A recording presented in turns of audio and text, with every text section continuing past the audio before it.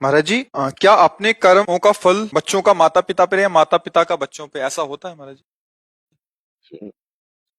क्योंकि हम संबंध स्वीकार किए हुए हैं।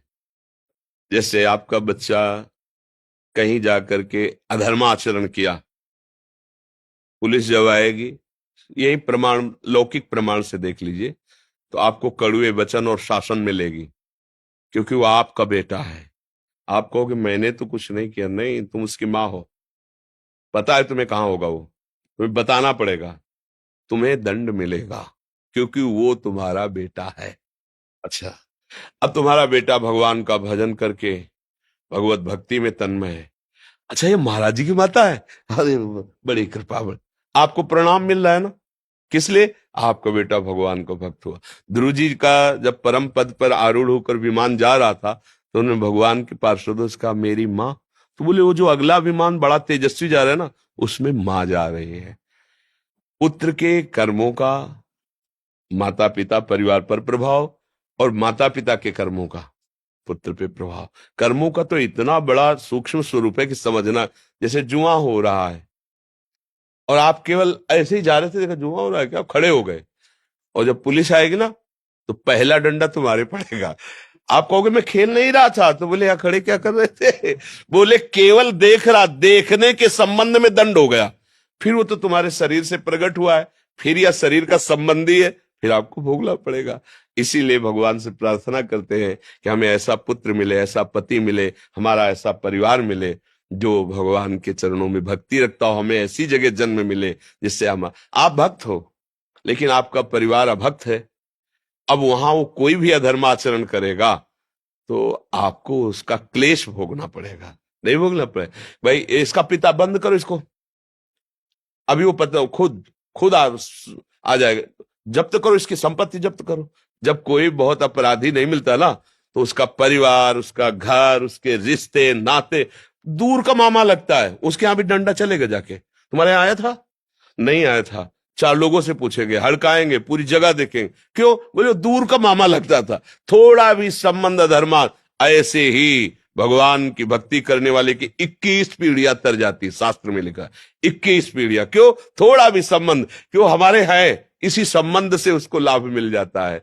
तो ऐसा तो कर्म का सहयोग देखा गया, प्रगट में भी देखा गया है और बाहर भी देखा गया है। जैसे अग्नि की सामर्थ्य दाहिका शक्ति है, आप जान के छुओ, अनजान में छुओ, जबरदस्ती कोई छुआ दे या भूल से छू, सबका परिणाम एक ही होगा, वो जला देगी, उसमें दाहिका शक्ति है। ऐसे मन लगे तो राम कृष्ण हरि, मन न लगे तो राम कृष्ण हरि, फल बराबर मिलेगा।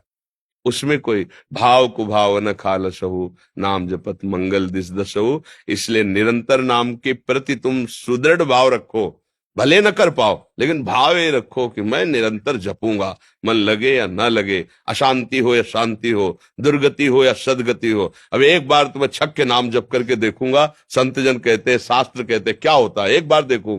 न जाने कितने जीवन हमने विषय भोगों में दिए, अब एक जन्म में भगवान के नाम, अभी अभी तूफान मच जाएगा। पर हम लोगों का क्या है कि निश्चय बहुत फिसड्डी स्वभाव है, अभी कह रहे ब्रह्मचर्य से चलेंगे, अभी कह रहे संयम से चल रहे हैं, और जहां सामने भोग आए तो सब भूल जाते हैं, उन्हीं में फिसल जाते हैं, हाथ कुछ नहीं लग पाता। इसलिए दृढ़ बनो और दृढ़ता से भगवान का नाम जप करो। एक दिन ऐसा आएगा कि नाम छोड़ना चाहोगे तो भी नहीं छोड़ पाओगे।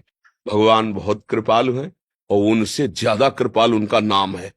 हमको जबरदस्ती रटना है, राधा राधा राधा राधा राधा राधा राधा राधा, परमानंद है। सच्ची कहते हैं, यहां और वहां सुखी रहोगे, इह परलोक सकल सुख पावत, मेरी सो भैया कृष्ण गुण संचु। हरिवंश महाप्रभु कहते हैं, तुम्हें मैं शपथ खा के कहता हूं, अगर तुम कृष्ण कृष्ण और उनके गुणों का गान करोगे तो तुम यहां भी सुखी रहोगे और वहां भी सुखी रहोगे। अभी आपको एक सुई आपकी जानकारी में चुभ होना चाहे तो आप भयभीत हो जाएंगे, अचानक घटना में कुछ लग जाता है तो देखो सह नहीं जाते, हाथ टूट जाता है, हाथ कट जाता है, आप सह जाते हैं।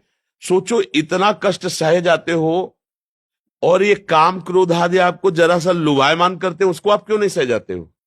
क्योंकि आपने सहने की बात ही नहीं सोची है, आपने भोगने की बात सोची, इसलिए फिसल जाते हो। नहीं, आप में इतनी सामर्थ्य कि आपको कोई परास्त नहीं कर सकता, सच्ची बात मानना।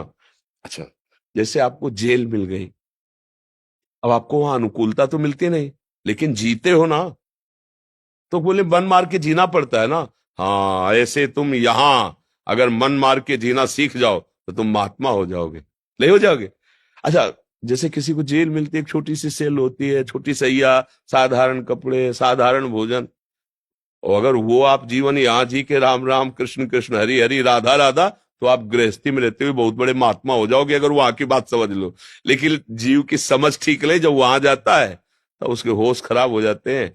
अब प्रभु से संबंध नहीं, विषयों से संबंध, विषय छिन गए, स्वतंत्रता छिन गई, अब यही जेल है। अब जीवन इधर भोगता है, परिणाम में नरक फिर उधर भोगता है। इसलिए यहीं सुधर जाओ।